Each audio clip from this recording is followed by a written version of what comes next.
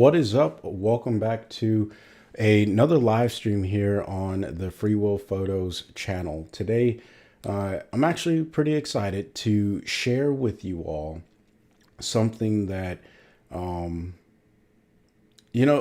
don't do much of. And as I was going through my 15-minute drill this week, which I did a little bit differently, and I'll talk about that throughout the live stream, so that way we can get into the content that I think many of you are either one, clicking on the replay, or two, joining for the live show.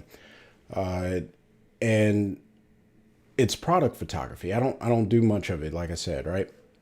And I think that this definitely has some room for improvement. So if you're a product photographer out there in the audience, please, any tips, tricks, advice, whatever, share it because it'll be helpful for the group overall.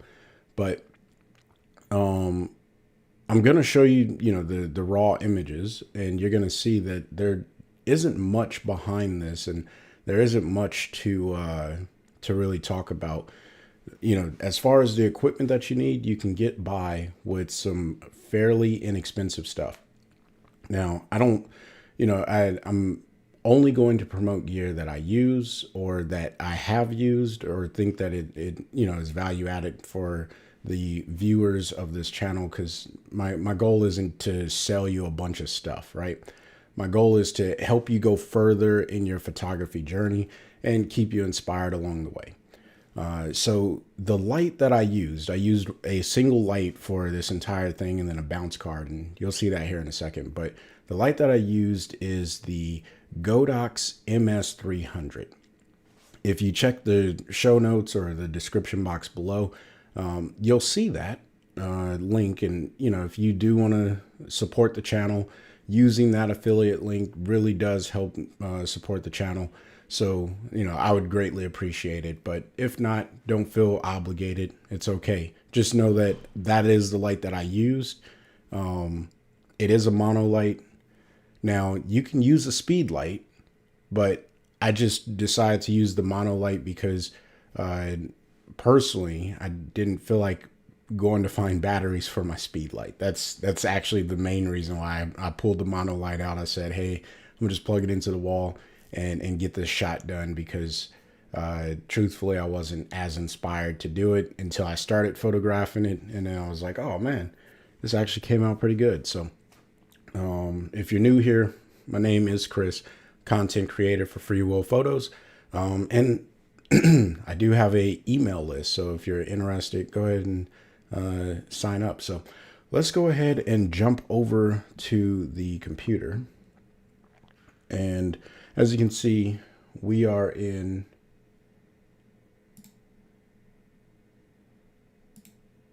all right. So don't know. Sorry, my screen recording software was telling me I need to update something, but we'll do that later.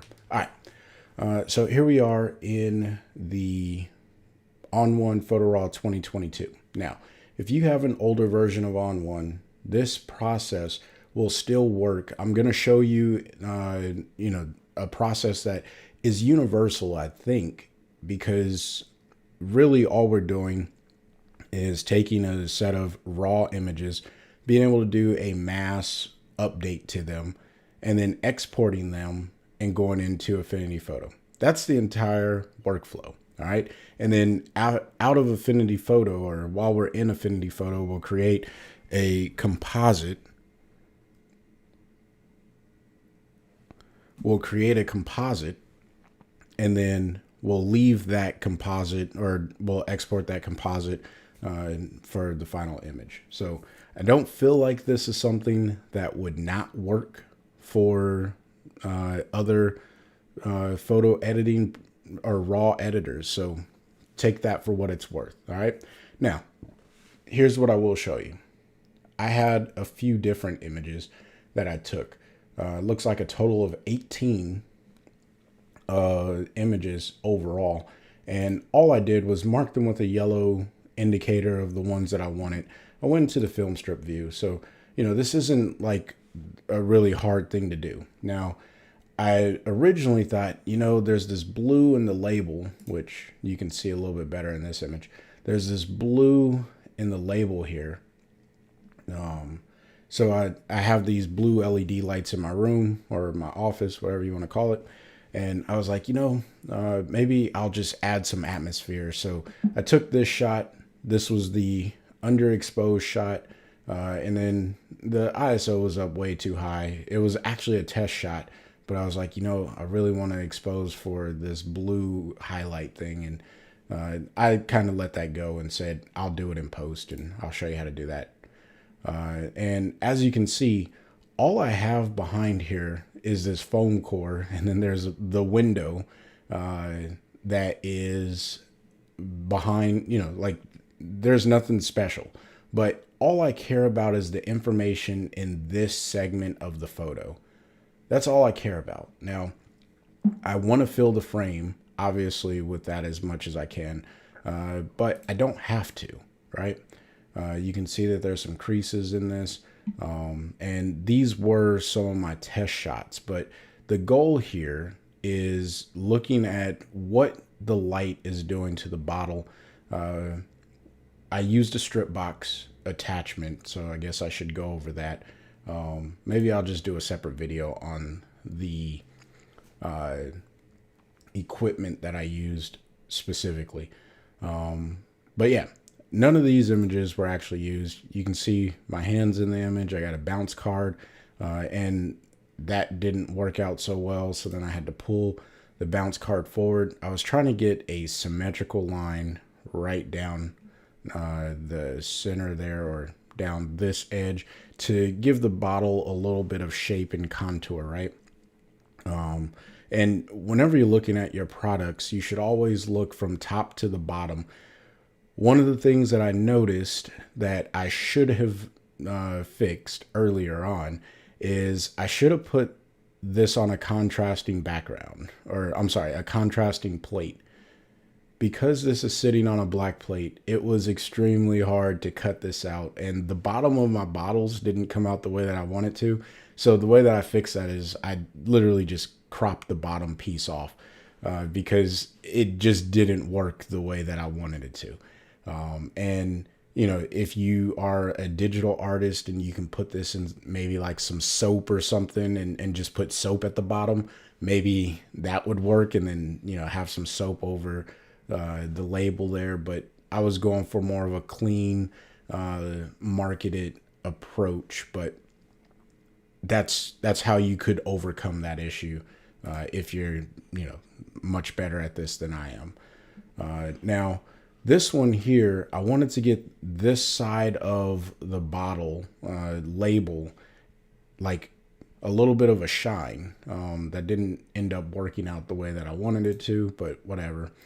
This one did end up working out the way that I wanted it to with the E. And so I have this side of the bottle, the label looks just right. And then there's this gradient light. That's really what I wanted, this gradient light that's coming in from the side. So when we get to blending this exposure, that's what I'm going to be looking for in this particular image. In the description, because, and we're jumping ahead. All right. So I think you get the point, right? The process, think about what you want the final image to look like and how you want it to be. All right. So I'm going to go ahead and put my filter back on. And I'm going to select all of these images, and then I'm going to open them as layers, and you'll see why in a little bit. This will combine the selected photos as layers stacked into a new photo. Yes, I want that to happen. All right. You can do this in ON1 Photo Raw 2021. Essentially, any version of ON1 that allows for layers, you will be able to do this process. It creates an on photo. I think that it's important that you do this step, especially when it comes to the export, and you'll see why here in a little while. So what I recommend you do is you go through each of these images. So I'm going to turn that one off. So this one, I shot it for the label, but I kind of like the front like you can see that there's some texture to the bottle, and you know, this is not an advertisement for Axe. This is just the body wash that I bought. And I'm looking at the bottle itself, and you know, there's like this little bezel right there. So this photo really highlights that. So what I want to do is come over here, rename this particular layer, and I want to say top bezel and label. We'll say that, right? So now I know what I'm looking for when I see that image. Then we'll come to the next image here. This one, I think I was using as my generic bottle shape cutout, just because I do have a very well-defined line up until you get to the very bottom of the bottle. And, you know, again, that was just my mistake. I should have put a white piece of foam core.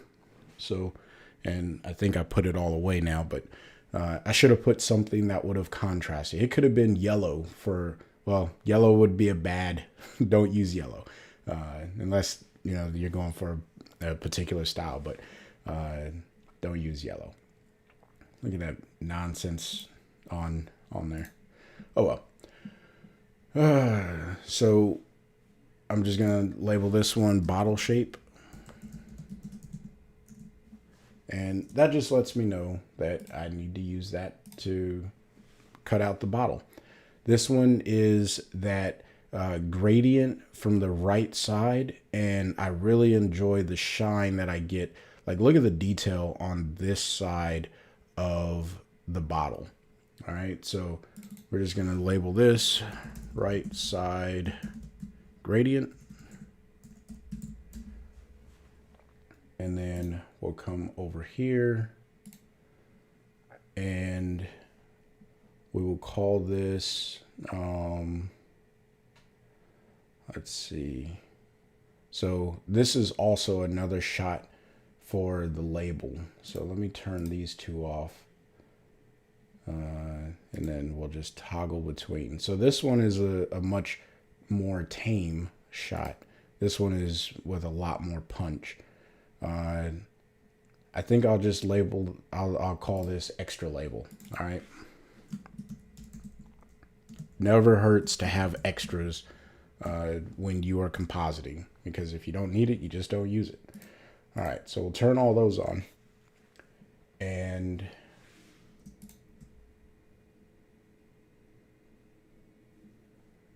let me see.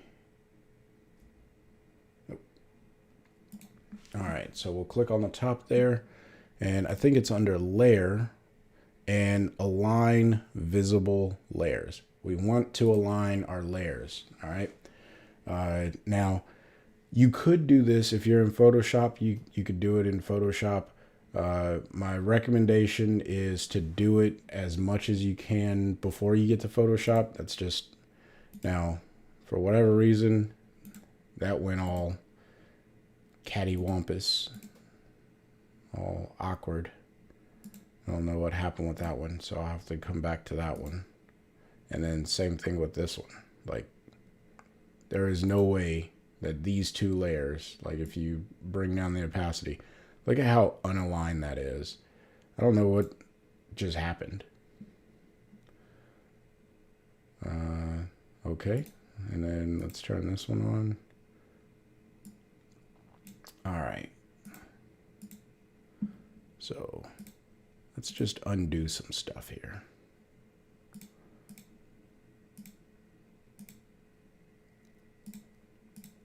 Because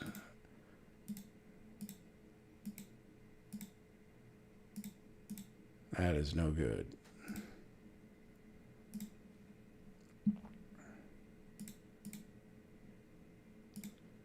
I think that,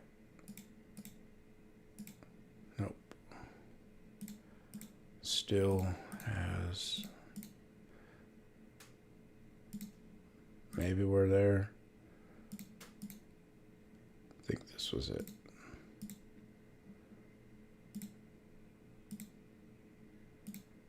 Okay, maybe we just can't go that far back because it's still all weird.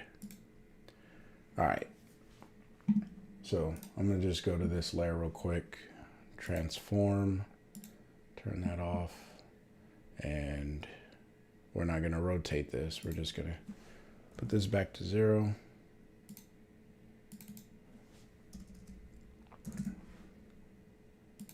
And apply it. We'll just make sure all these layers are on 0, and we'll worry about the alignment in Affinity Photo.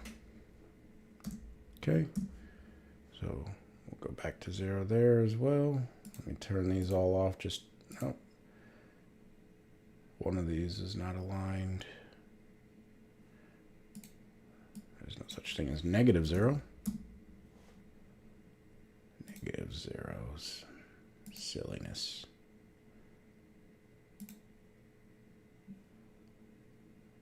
And I think, no, the position of this one seems to be, it's weird.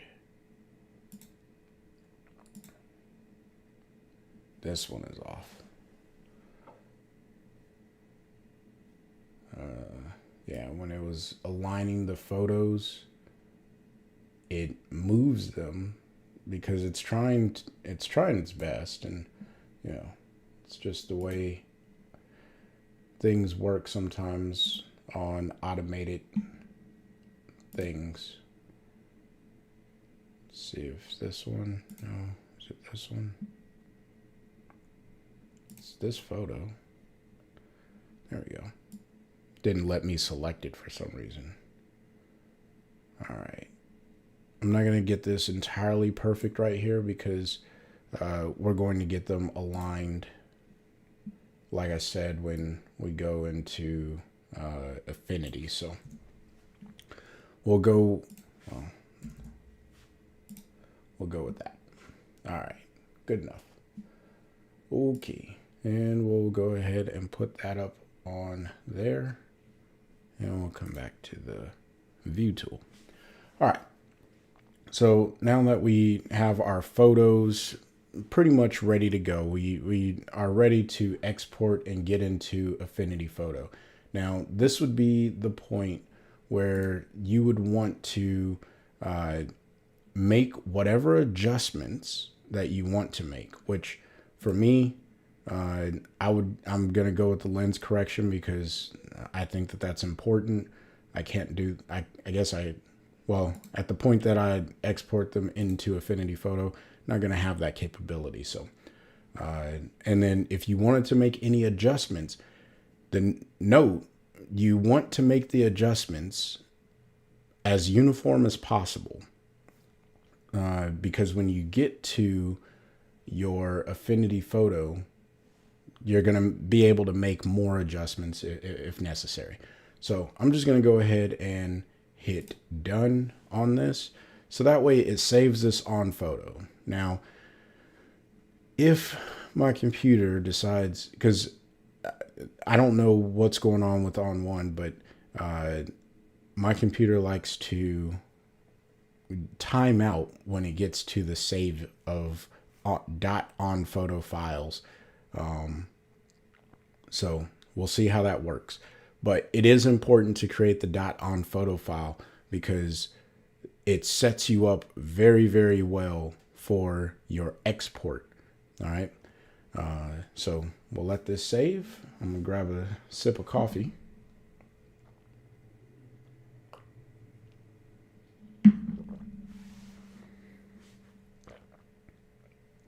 All right. So our on photo is saved. We're going to go back to browse, and there it is. So I'm going to click on the on photo. Now that I have all of my images in one container, when you hit export, it obviously brings you to this crazy export module. All right. We don't have to worry so much about that. I'm going to leave this as Axe Bottle Shoot. And I'm actually going to label this underscore with layers. So that way I know that this is going to export with layers. Now, when I did this yesterday and I was, it was late, I was just trying to troubleshoot and make sure that I was ready to go. I decided to export it into a TIFF, which gave me 4 separate files. But if you click on Photoshop and uncheck flatten layers, you are going to get an export. I'm just going to go ahead and export this because it's going to take some time, and it's asking me the settings to export to Affinity Photo. Do you want to save them? I'm going to go with no for now, and then I'm going to go with no again. I'll come back and make those changes because you guys are watching me do this pretty much in live time, right? Or real time. Obviously, I'm live. So while that does that, I'm just going to show you ON1. Well, I guess this is Affinity Photo, but this is with all of those images, and these are the PSDs now that are opening up, which don't do us any good. Those are the PSDs that I asked it to open individually when I was testing to figure out how to get a multi-layered project into Affinity. So we're just going to go ahead and minimize that. And we will come to ON1 Photo Raw 2021. All right. So same concept happens in here, but you need to be on a dot on photo. All right. Now, I don't know if I have any in this particular folder. So what we'll do is we will navigate to the location where I have the other photos. All right. That's what we're going to do. And then we'll look at the dot on photo there. So here is the folder. And once it loads,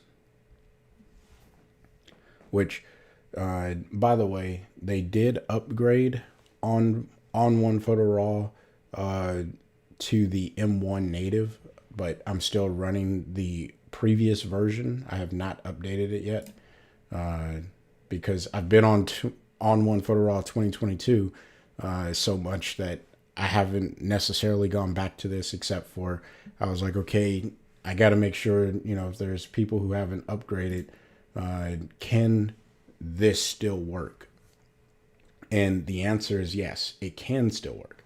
What you'll do is you'll click on the image, the on photo file, and then up here on the file type, you'll just select Photoshop. Now, you have 2 options. Photoshop large document, if I'm not mistaken, is just going to give you the most quality. So if you want the most quality, you can go with that. Now, I could be incorrect. It could be like something way more than that, but that's my basic understanding.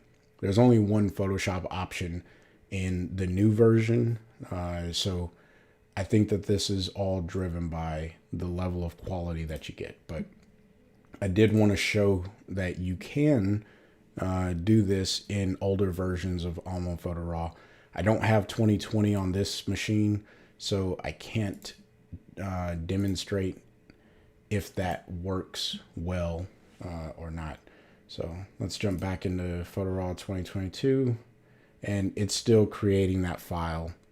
So while it does that, I am going to do this because I don't want this stream to go on and on and on. Like, I'm sure you are all having a great time hearing me explain some of this stuff, but the goal is to get you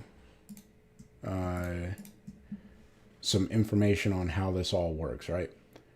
Oh, did it just finish?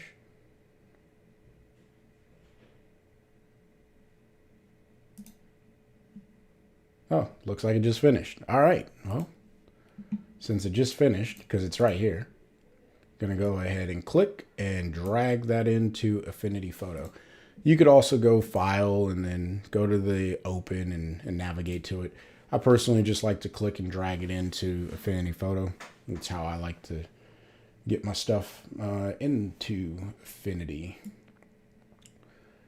And I'm just going to pull this over. I don't want to cover up some of this stuff down here because this is where we're going to be working a lot.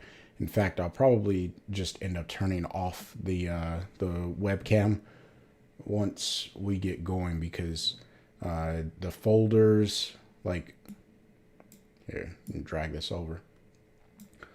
All of this stuff right here, the folders and the pixel layers, the layer adjustments, we're going to be using those icons if you're, or at least those options, those features, if you're not familiar with Affinity Photo. So here comes our file. And as you can see, it gives us all 4 of our images. All right. So this is where I'm going to just go ahead and go straight to the screen recording only. So that way we can stay focused and I'm not worrying about if I covered up something that I want you guys to be able to see. All right. So the very first thing that you want to do is find the image with the shape, right? Or at least this is my workflow. You do what you want to do. I'm going to go ahead and click on it. And then I'm going to grab my quick selection brush. Now, if you shot this like with a silhouette, it's a lot easier. So my goal here was to make this as dark as possible against the white background. And had I added in the white foreground, or at least something for it to sit on, I think this would have worked a little bit better. But since I didn't, we just keep moving on with what we got. So I'm just going to go ahead and paint as much as I can. And like I said, I'm going to come back that bottom piece. That's where I ran into issues yesterday night. And I'm probably going to have issues with it today. But we'll figure out some ways to work around it. Now, I do not recommend you do this in ON1. All right. There are certain things that are not meant to be done in ON1. And I believe like detailed selections, which, this is fairly simple selection. I'm just using a mouse and I'm not going to make a perfect selection here today. I'm going to make it as well as I can. Get rid of some of this. Just so you can get the basic understanding of what it is that we're doing. And then we're going to be doing some alignments and we're going to try our best to make this the most glamorous style of product photography for and this is obviously in the commercial space, but you may have like a friend or a company who is looking for someone to photograph items for their boutique, online store, whatever it may be, even social media. This is a great opportunity to learn, sorry, my little selection tool was going away. So again, I'm running into the same issues that I had yesterday with the bottom of this bottle, which is why I just cut it off. Like if you look at the image for the thumbnail, you would see that I just cut it off. And it's because right in this area, there's not enough contrast. Now, I could probably use a brightness. And in fact, let's just go ahead and throw one of those on here. Let's go brightness contrast. And let's brighten up inside of there. Just so we can see the bottom of this bottle, right? Which looks like we can go something like this and it'll probably be all right. And you can also use a pen tool. I think that would make the most sense.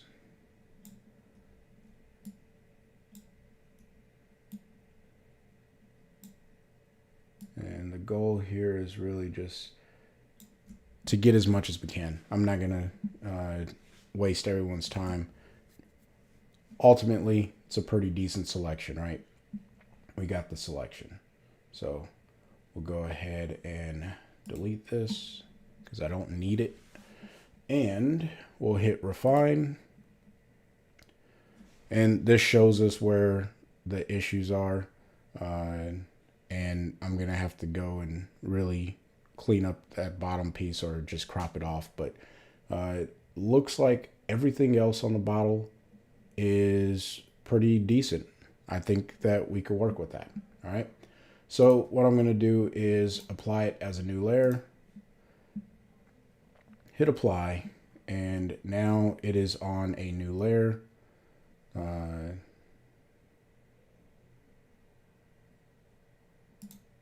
There. So now we have our bottle. And this is the image that we would work with. And then we just start adding all of our other images on top of this particular image. All right. Again, I'm not going to worry about the bottom.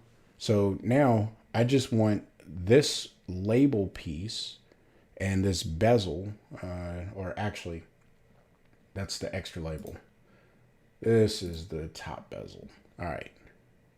And then, well, so it looks like these bottles are already pretty much aligned. So I'm going to, it's always good to label your stuff. All right. So I'm going to label this bottle shape.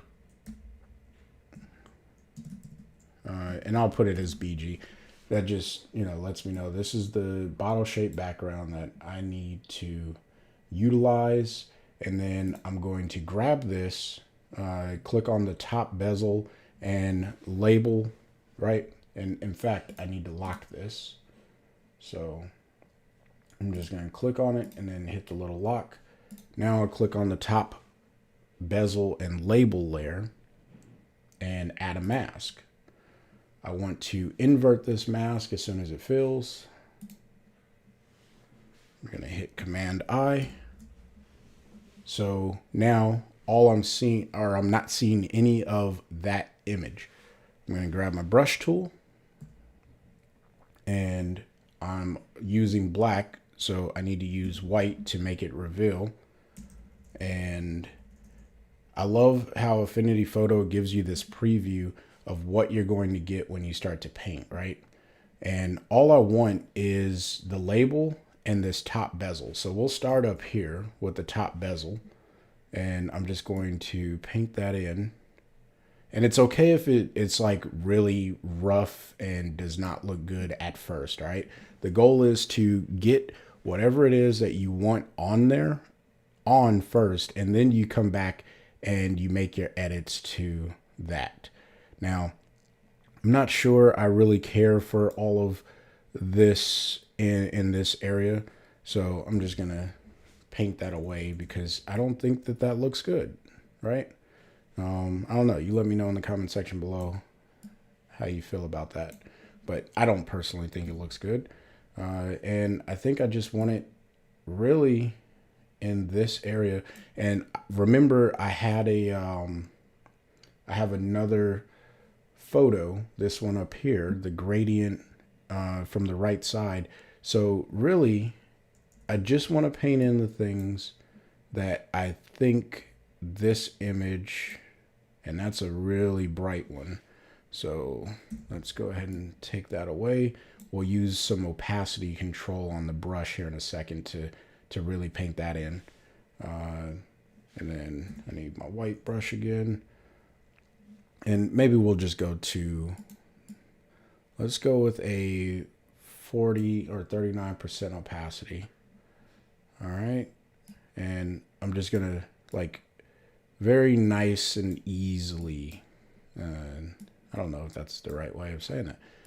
We're just going to paint that in a little bit. Wonder if there's any, yeah. Because, again, this was really just a brighter exposure. That's all it was. And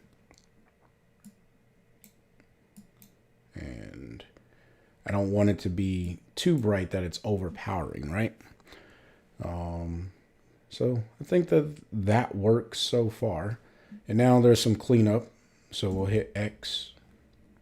And I'm going to grab my opacity again. And we're going to zoom in because we want to get around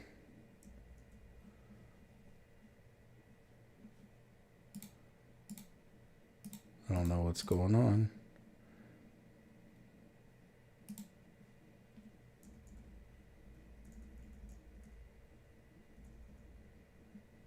I'm trying to make my brush smaller and there we go. Sometimes Affinity gets weird. You try to do something that should be fairly easy and it just doesn't let you. So this is where, you know, a lot of time comes in for the cleanup of whatever your product is that you're working on. Play some nice chill music in the background and you just come through and you make some edits here, right?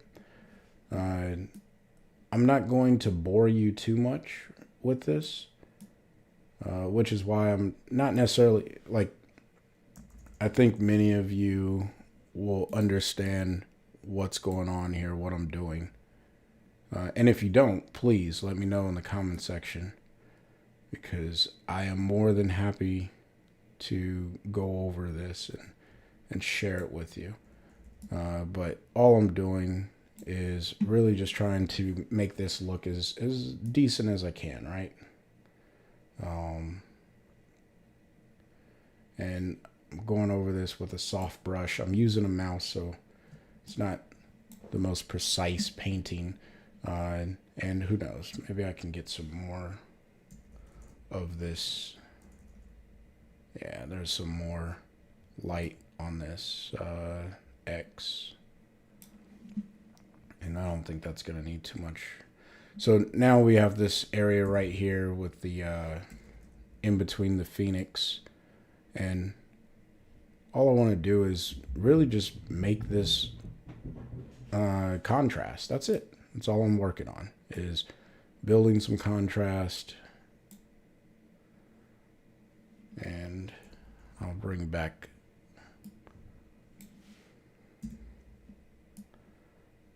the brightness in there because that is too low. All right, and now there we go. See, it just blends a little bit better. That's all I was really trying to go for with that is make it blend a little bit better. This multiple passes are necessary sometimes, especially with the opacity buildup. And, you know, for everyone who's been following with composites on ON1 Photo Raw, this is no different than that. You just build up your passes with opacity.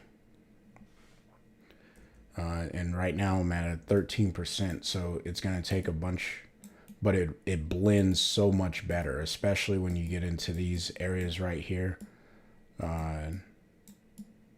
And you know, you have to paint over some of the letters. Well, at 13% opacity, if you paint over the letters just a little bit, it's not going to be the most obvious that you did that, right? So it won't really affect anything. But who knows? All right, hit the X key and just paint in a little bit more on this C. All right, think that's gonna be good for, oh yeah, I gotta clean up this portion up here.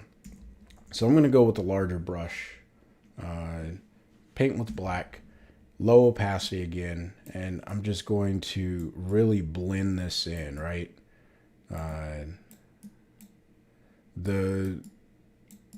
The idea here is all about subtlety.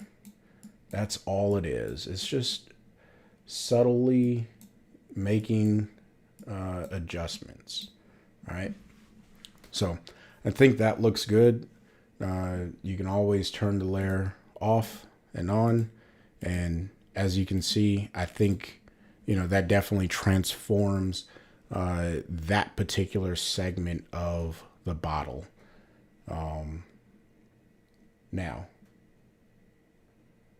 the next thing, and I gotta check something because I don't think it's aligned well. Although it looks pretty decent. So I'm gonna just roll with it. All right, the next thing is that right side gradient that's over here. So when I turn on that layer, and then I'm gonna get a layer mask, and we'll go Command I. And all I'm gonna do with this layer is grab the gradient tool. We're gonna go linear, oh, not that, linear, and I'm going to just blend this in. This is going to be black.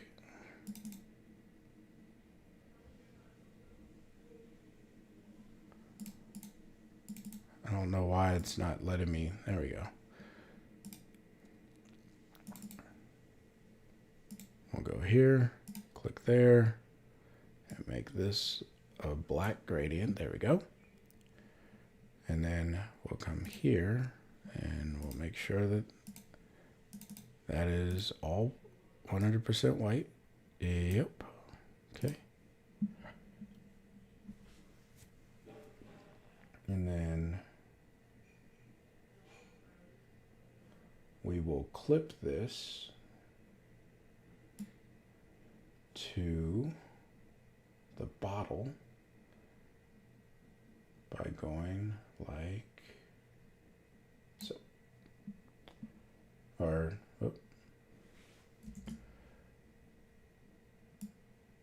maybe it is this one. There. All right. So now we clip that to the bottle, and it is not aligned. So we're going to click on that particular layer, hit the V key, and we're going to move this until it lines up.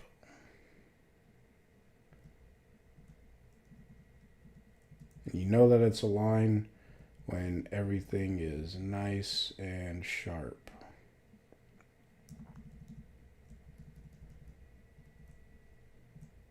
And all I'm doing is using the keyboard for this. And that's looking better. Let me turn it off and back on. We're losing our shine over here on the left hand side, but I think for the grand scheme of things, and I'll probably have to go and clean up this portion of the mask because but then again, I do like the proportions to the side there. I don't know. Let me know in the comment section what you guys like, if you like that or not. But I think that is, like, it would work a lot better had I photographed these with a more aligned, I was on a tripod, but I was actually pushing the shutter button instead of using a shutter release. So that's where a lot of this issue is coming in. But I'm just going to click on the mask, grab a brush real quick, make it really big, put the opacity all the way up, And I am just going to paint away this whole side because I don't need that information. All I wanted was this nice little gradient that is coming in from the side there, which, yeah, I got it. All right, so the next piece that we will take care of, what else do we, the bottle shape, we already did that one, and we got the extra label. So ultimately, this is the end, not the end product, but we're done with the product for the most part. Now we're going to add a blank pixel layer underneath the bottle, and we'll lock it. And we're going to name this the background. Now, what I want to do is get my picker tool, and I'd highly recommend you select a color that's already present in the product. So here's a piece that's present in the product, and maybe we'll go back and really open up this area here because we missed that. But I just don't want to make this a super duper long live stream, and I want to answer any questions if I can. So yeah, grab the picker tool, select a color that's in your product, and then load it onto your swatch, make a blank background, and then color the background, right? So now you're not like guessing what colors would work with the product. And you can see I have some work to do. There's some halos going on up here that can definitely use some refinement. And then you come down the sides here and it's like, oh yeah, that needs some refinement. So then, to touch those things up, you just come back to your bottle and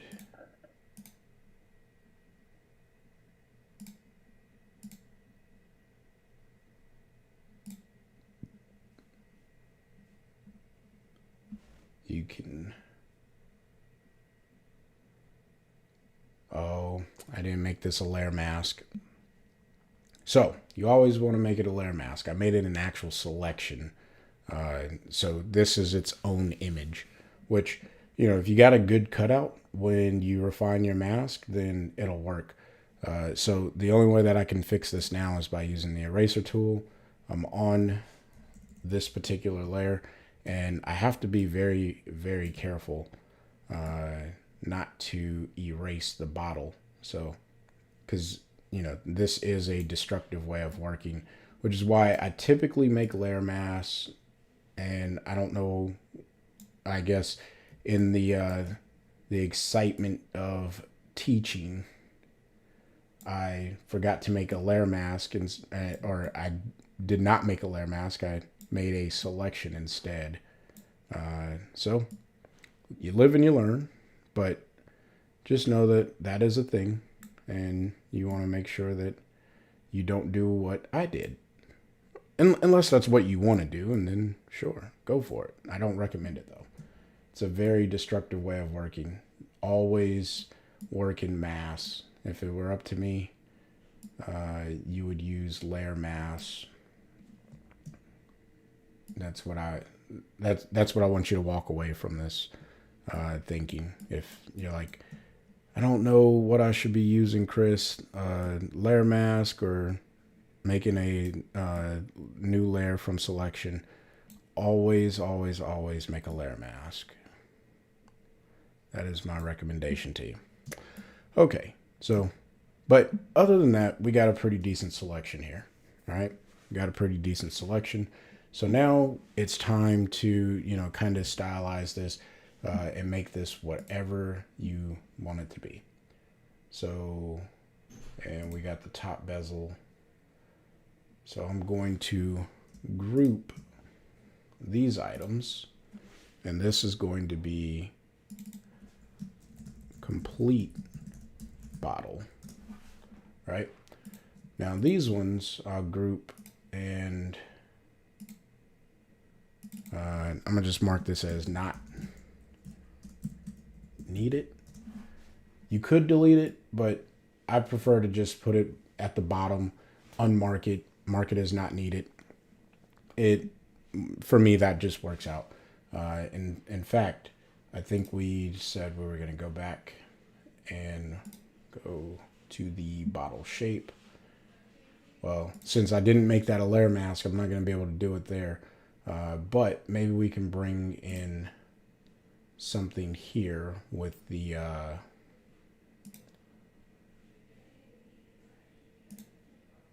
you know what, we'll just click the extra label. We'll drop this in right there. We'll make that go like so, and it should be clipped to this. Okay. But I don't want to clip it to that mask. I want to clip it to the bottle. So clip it to the bottle, brings it up like so. And now we can come here, create a mask, Command I, and paint in.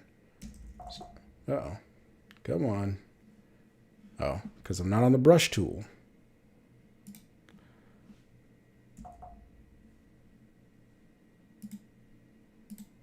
Did I have too much selected?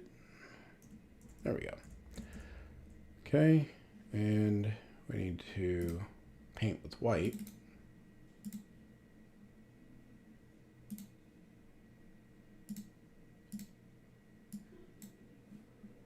And there we go. And I'll go with a lower opacity on this one.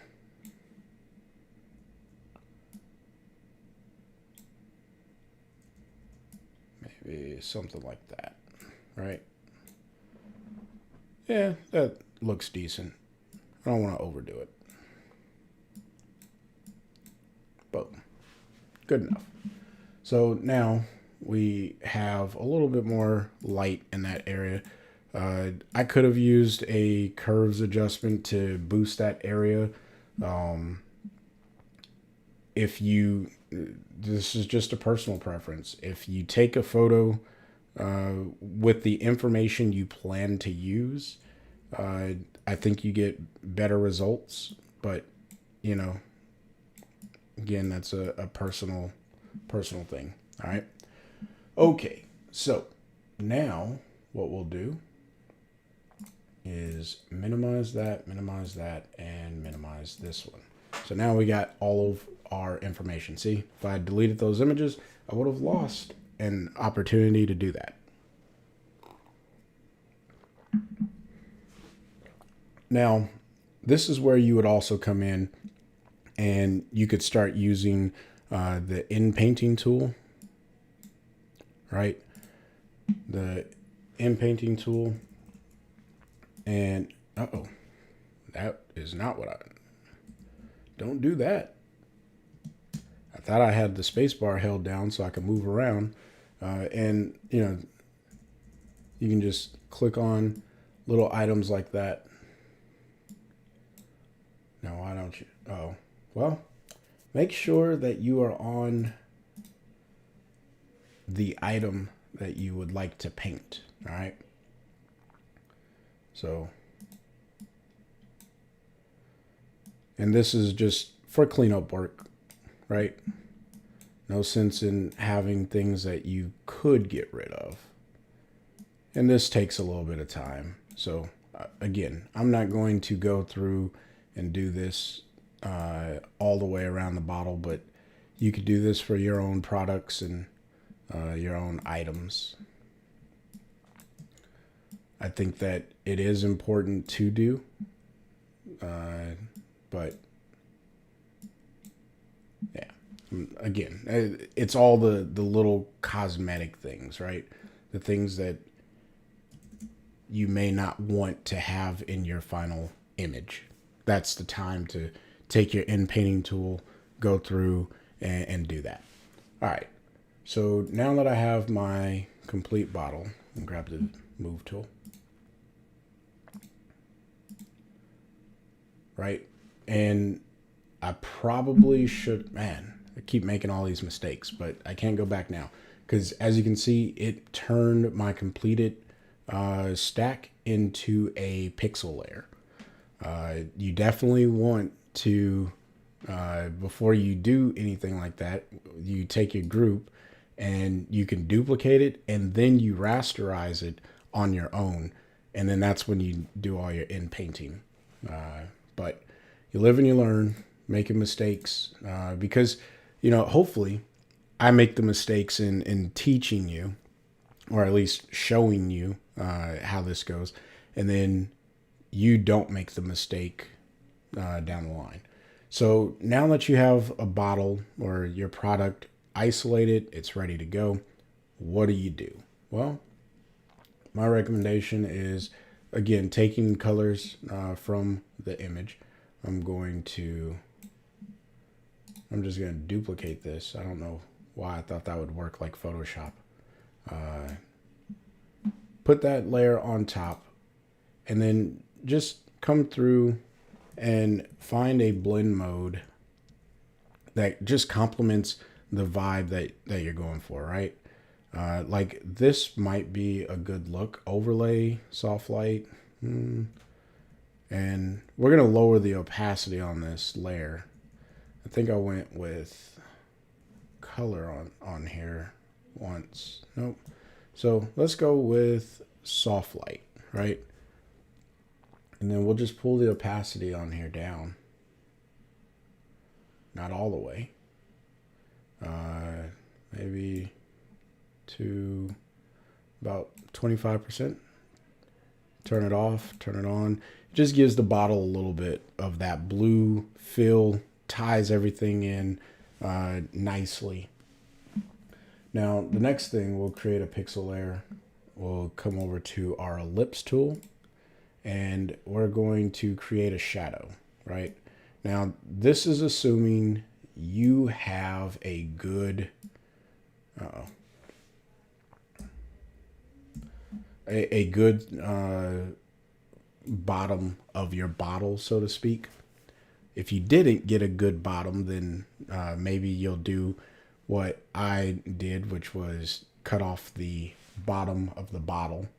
But we'll just assume that you are a lot more intelligent than I am when it came to photographing the images, and you did that. All right, so you create an ellipse tool just over the bottom section, and you want to make it black.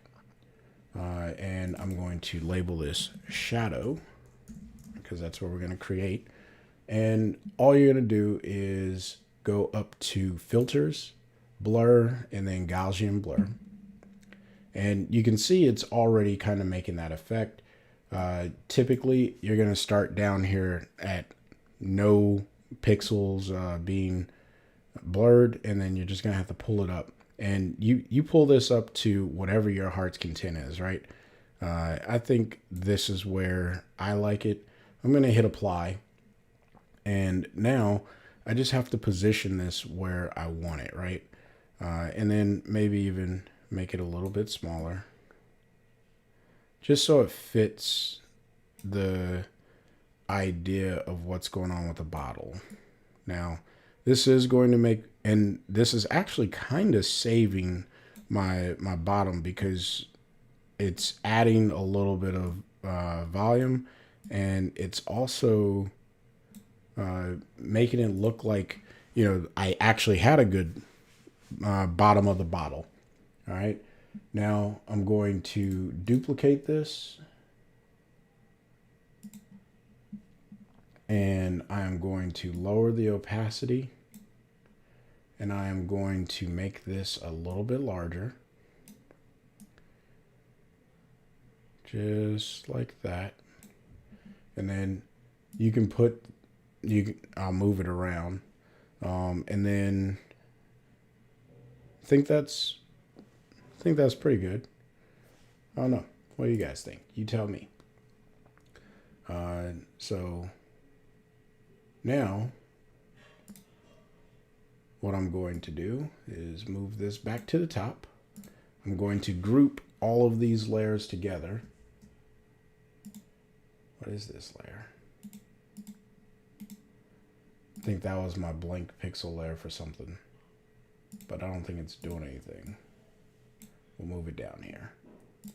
Click this and all of those, and then we will group them, and we will call this group BOTT, or front BOTTLE. I don't know if I'm spelling that right or not. Whatever. All right, so now we have our front bottle. This is where you start to make your duplicates. So I'm just going to duplicate this and label it left bottle. And duplicate this one more time, the front one, and duplicate and label this one right bottle. Okay. Then all you're going to do with the move tool, this is my right bottle, I'm going to pull it off to the right. All right, you can hold down the shift bar that just keeps it aligned as evenly as possible. And, you know, maybe we'll do something like that. And then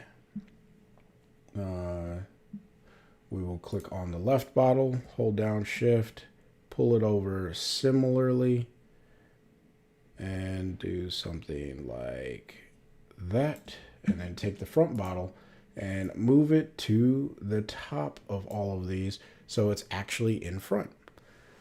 All right, now you have your 3 bottles, and you know, you may need to space them out a little bit more, so click the left bottle, hold down shift, and maybe do something like that. Right bottle, hold shift. You know, so that way the shadows make sense. And, you know, you may have to go in and play with the shadow to make it look the way that you want it to look. You can do all kinds of stuff. You can create even a more skewed shadow on the background, and I just don't have the technical know-how to do that, which is why I'm not demonstrating that. But you know, from a single bottle, we were able to get 3 duplicates. Something that I think, you know, we could easily. It has a lot of work to be done. All right. I am not here to tell you that I am the most proficient when it comes to creating this type of work. I will be honest, I am not. However, I think that the more you practice it, the better you get, and understanding kind of the workflow behind it, you can make all kinds of stuff happen. But don't expect to be great the first time you do it. Like I don't expect to be great the first time that I do this. And yeah, but my goal with this was really just to show you guys that you have an opportunity to work on creating your own masterpieces, if you will, of product photography. Don't feel like you need a bunch of equipment, because all I used was the MS300 from Godox. And again, you could have used a speed light. I do think that you may need to use some sort of flash just so you can control all of the light that goes into your product. But that's not necessarily the case. You could get away with using just a continuous light. All right. So if that's what you plan to use or want to use or are using, you can absolutely get away with a continuous light. I don't think that that's an issue at all. But I have found personally, when shooting products, a flash where I can eliminate all of the ambient light and really control what's going into my image. I have a little bit more latitude on the back end in the post-production, which is where I spend most of my time. I am, you know, I like photography, but I really like editing photos and manipulating them more than actually capturing the photo. That's my personal preference. Let me know what yours is in the description box. Not in the description box, in the comment box below. In the comment box below. Right here, I'll pause and take any questions if anyone has questions, or even just talk about anything photography related. Drop it in the comment section. And if not, that's fine. I get it. That's just the way it is. Sometimes there aren't any questions or comments to be had. So I'm cool with that if that's where we are. And if there aren't any, then that's okay. But hopefully this answered a question for one of the subscribers to the channel. Jer, if you're watching this, hopefully the beginning half of this particular video or this live stream explained exporting images to a PSD so you can then have the multiple layers when you show up inside of Affinity. But honestly, this is the program that you want to make more detailed selections in. I would not do it in ON1 personally. I don't think ON1 is there just yet. And I don't know if ON1 is looking to get to the level of sophistication, if you will, that Affinity Photo and Photoshop, I don't think ON1 is looking to compete against Photoshop in that category, like Affinity Photo is competing against Photoshop in that category. So hopefully, again, this lesson was helpful. If it was, please like the video, comment, because that just helps YouTube know that this is something value added for a target community. So you could just say, hey, thanks Chris, or Chris, you have no idea what you're talking about, you should never do something like this again. It's okay. I'm not opposed to getting negative comments. All right. I don't want to tell you what to say. Just as long as you are respectful, I greatly appreciate that. And then, of course, if you want to support the channel by using any of the affiliate links in the description box below, it does support the channel. Again, I'm not looking to get rich or anything of that sort. All right. And I will never share anything with you that I have not personally used or currently own. Everything that I recommend, I either use personally or I have used in the past, and it's just worked that great. So if you're looking for honest, all right, and I do mean honest, if you're looking for honest products and recommendations, check my description box because that's where they are. All right. So until the next time, I want you guys to stay inspired and keep creating. Now, I probably should have ended it there. However, forgot to mention, check out the website, freewillphotos.com. It's in the description box below as well. Check out the website. There are some really, the more people that we get to sign up, the more stuff I can do on the site. It's free to sign up, but that just lets me know that there is an interest in some of these things because I need feedback from you. I don't want to just create stuff that you guys don't actually want to use or, you don't feel is beneficial. Like this particular lesson here, maybe no one is into product photography. And you're like, yeah, I would never use that, Chris. Then please let me know, right? I don't want you to be victim to me just coming up with something because I was interested in it. I want to make this a community where, we're sharing each other's interests. And I want to help as much as I can. All right. So now, until the next time, I want you guys to stay inspired and keep creating. Peace.